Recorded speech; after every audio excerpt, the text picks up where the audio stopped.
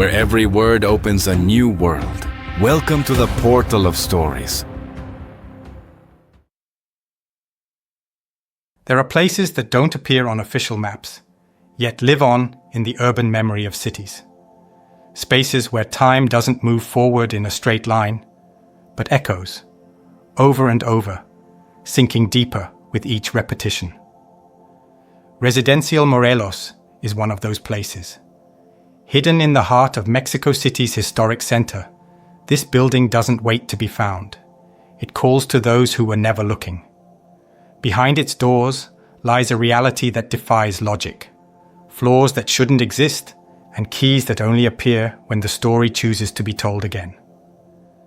This is the account documented by Clara Valdez, a young woman who, by crossing the forbidden threshold, didn't just defy her fate. She became the keeper of echoes left behind by those who were silenced.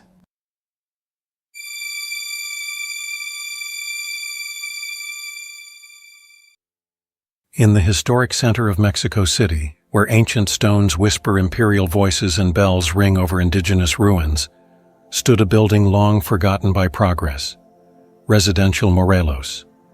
Its facade blended skillfully among shuttered workshops, rusted hardware stores, and balconies that creaked in the wind. It was located between República de El Salvador Street and the elongated shadow of the San Felipe Neri La Profesa temple. During the day it seemed desolate, soulless. But at night, it seemed to be waiting. The building, constructed in 1932 by modernist architect Julián Dávila, who would end up disgraced and forgotten, had once been home to politicians, artists, and doctors from post-revolutionary Mexico. Today, only the forgotten lived there, those who were unaware that some floors were never meant to be crossed. Clara Valdez arrived on a Monday morning, just as the first rays of sun began to light the stained glass of the Church of Santo Domingo. Young and enthusiastic, she carried more books than clothes in her backpack.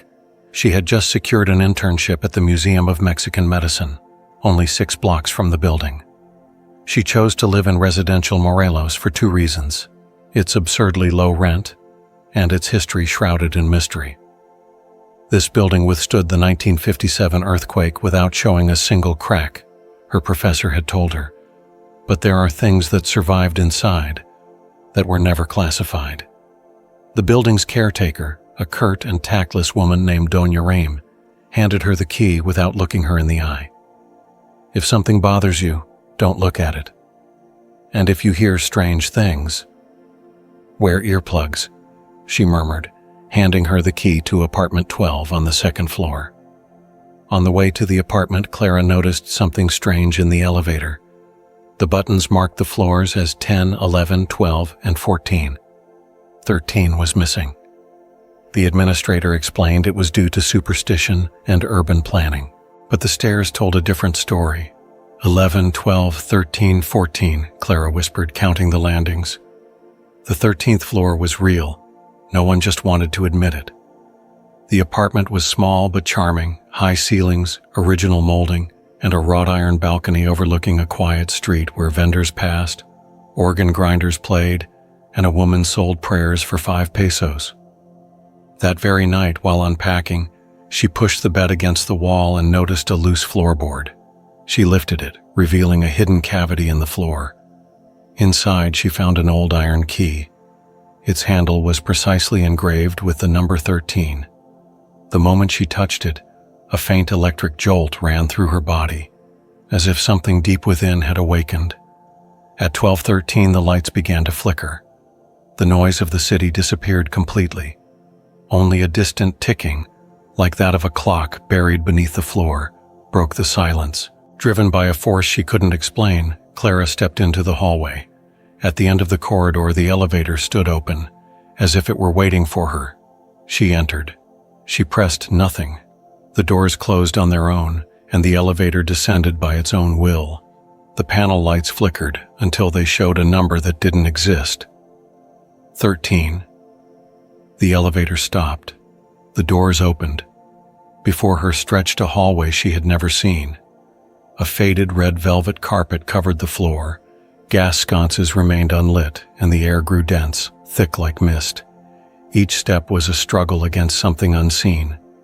At the end stood a solitary door, its bronze plaque blackened and worn, but clearly marked with the number 13, hand-carved. The key, now in her hand, trembled. She inserted it, and time stopped. The apartment's interior was from another era. An out-of-tune piano still held sheet music from 1935. Though the curtains were drawn, dust floated in the air as if someone had just walked through. Above the fireplace, an antique clock displayed the hour, 13:13. At the center of the room, covered with a white sheet, stood a mirror that breathed. It exhaled softly. "What are you doing here?" The voice came from the darkness. A man in a gray suit sat in a wingback chair. It was Julian Davila. His presence was such that no introduction was needed. Clara recognized him from a photograph she had seen in the museum's archives. "I didn't know," she began. "Everyone who walks through that door says the same thing," he replied. "Always the same phrase." His voice was calm, but heavy with memory. He told her about the building. During construction, a stone was found beneath the foundations, inscribed with pre-Hispanic symbols. They didn't respect it. They moved it, sealed it within the concrete. That was their mistake. "Since then, the 13th floor no longer belongs to this world," Julian said. "It is a threshold between the echo and the scream."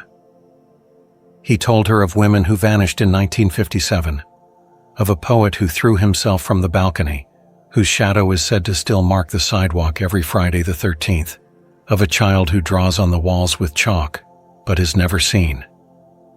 The mirror began to glow. Clara, without thinking, stepped closer. But her reflection was gone.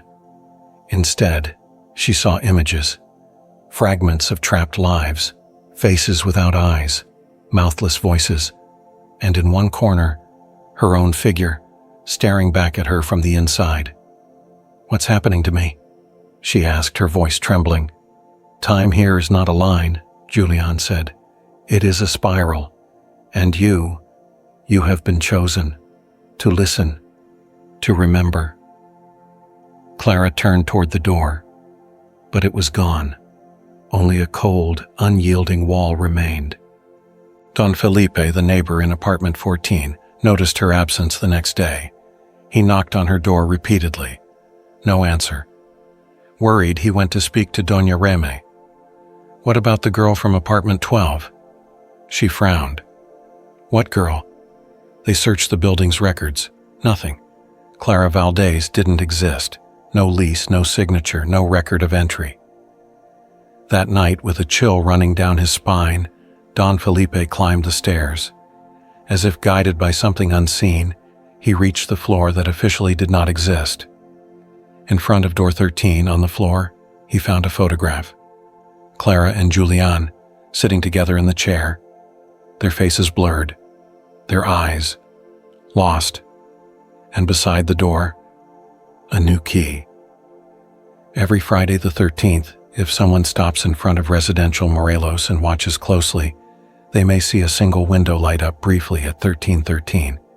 If someone climbs the stairs, they might hear a soft knock behind a door with no number. Don't open it. Time knows how to wait. Time knows how to.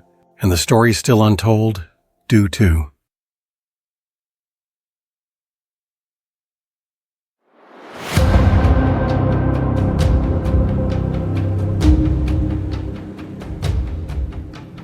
Thank you for listening. The journey has just begun. Until next time.